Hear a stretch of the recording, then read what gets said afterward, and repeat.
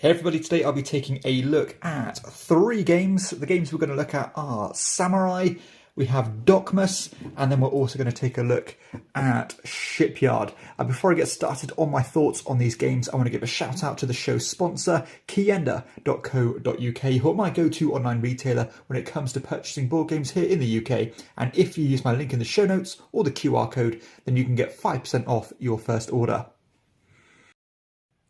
Okay, so let's start with Dokmus. So Dokmus is a 2 to 4 player game that takes around half an hour to play on average. Now this game is pretty abstract in its approach, as you have this modular grid here made up of these 8 tiles.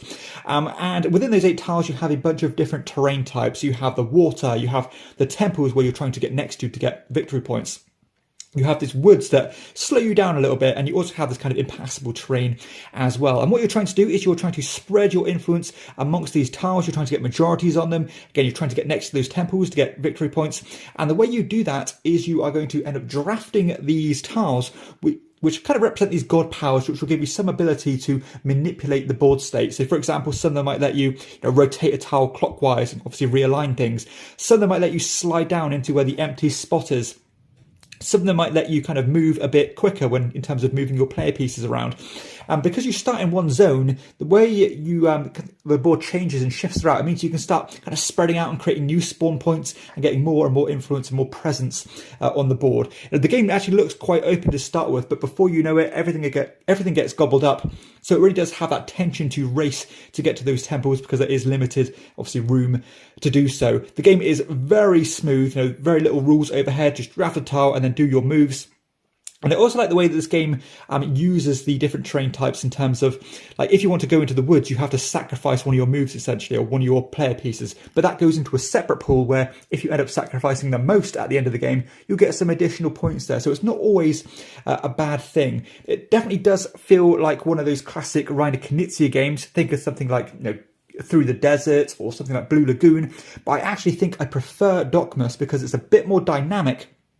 Where you're shifting these things around. Sometimes it helps you, sometimes it hurts you. And it has this cool initiative thing as well, because generally speaking, the best god powers will be later in the initiative order. So, for example, there's one god power that lets you choose one of the god powers, so it gives you that flexibility, but it will make you go last. Or you have the weaker ones, which will make you go first, but of course you'll get the priority to hopefully squeeze into one of those temples before your opponents do. Just a really cool game. I can't really fault it, to be honest. I think mechanically it's as smooth and as refined as it can be, and criminally underrated. I think this one's just outside my top 100, but I still highly recommend Dokmus. Yeah, definitely a really good one to look at if you like your simplistic, kind of classic feeling board games. Yeah, it doesn't really get much better than Dokmus.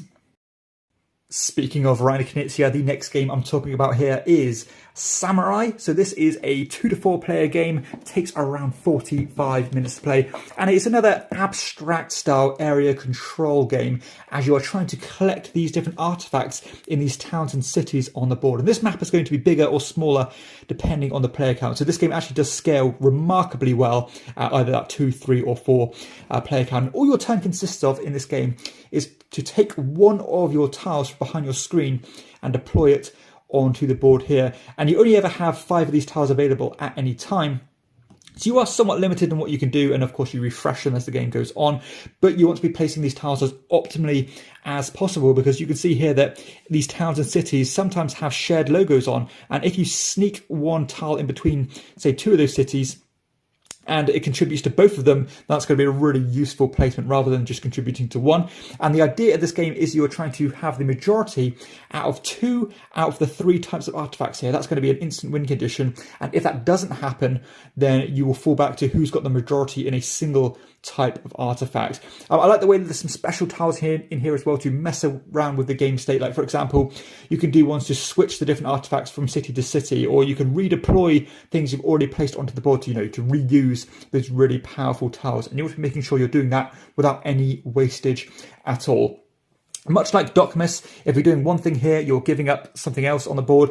Next to no rules overhead, very simple and easy to understand, but the decisions come thick and fast in this game. And I was really kind of apprehensive about how this game was going to scale, because Generally, these games don't work terribly well at 2 players, and this game actually works really well at 2 players, and equally with that 3 or 4 player count, just by adding an extra island or 2 onto the play area. So yeah, I really like this one. I mean, it definitely feels like a classic. There's no fat on the rules whatsoever. Again, if you like those classical feeling, minimalistic board games, then Samurai is an excellent option. And yeah, it's flown straight into my top 100 this year, and I can see it holding its own for a long time to come, because again, there's not really much you can criticize with a game like this. It's fast, it's interesting, good decisions, doesn't outstay its welcome at all, and yeah, you have to very optimally place every single thing here and manage whatever everybody's doing. So yeah, love this one. That is Samurai. Couldn't recommend it enough. And the final game I'm talking about today is Shipyard by Vladimir Suki. This one is a 2 to 4 player game, takes around an hour and a half, maybe 2 hours to play. And this is a more traditional Euro style game, as you are trying to manage your own personal shipyard and construct these ships. And you can build big ships, you can build small ships by getting the kind of front end, the connecting sections, and the back end or the rear end of these ships and in construction. And I like the way you have to manage that capacity there, because, if you want to build lots of small ships, you have to be careful to leave yourself space to do that, because as soon as you complete a ship by having all those completed sections, then they'll automatically go on a cruise and sail around these tiles here that you also have to collect, and they'll give you points based on different criteria that you've aimed towards. So, for example, not only are you building the actual ships themselves, you are trying to get kind of safety equipment, you're trying to get crew members, you're trying to get things to make your ships go faster. And that all kind of ties in to these objective tiles that you are given at the start of the game. So you start with quite a few of these tiles, and as the game progresses, you have to kind of filter them out of your, out of your tableau, I suppose, and start getting more precise and honing in on the exact objectives that you want. So I do like the way you have that flexibility there, and you don't have to commit to something straight away. And I think more games should do that. And as you can see here, probably from the little board diagram here, there is a ton of rondelles in this game. This is basically Rondell, the board game. So you have the actual action wheel here where you're selecting the individual actions, and then they'll kind of reallocate to the front of the queue. And the more you take the same actions to the front of the queue, you'll miss out on other benefits, because if you take neglected actions, then you end up getting more money, and money in this game is ultra tight, especially during the first half of the game. But you also have a bunch of different rondelles, such as getting crew members, getting kind of new things to put onto your ship, getting these kind of commodities which you can buy and sell at low and high prices depending on the market, and so on. You also have these really great potential to build a cool engine here by collecting these different upgrades and technologies to make you better at doing things. A lot of kind of standard Euro tropes here, but it comes together in a really nice game. There is components galore here, so it is a little bit of a table hog, but if you don't mind that, that's no issue. And this is a game that I can definitely see doing well if it was, say, re-released today with maybe a fresh lick of paint, because this kind of beige look isn't for everybody. But the gameplay itself is really fun. There's some cool mechanisms here. Again, I love that plethora of options and that passive player interaction, where if somebody's moving the rondelle, that might have messed your plans, meaning that you might have to spend more money on your turn to redo the thing that you originally planned. So yeah, lots of passive interaction here.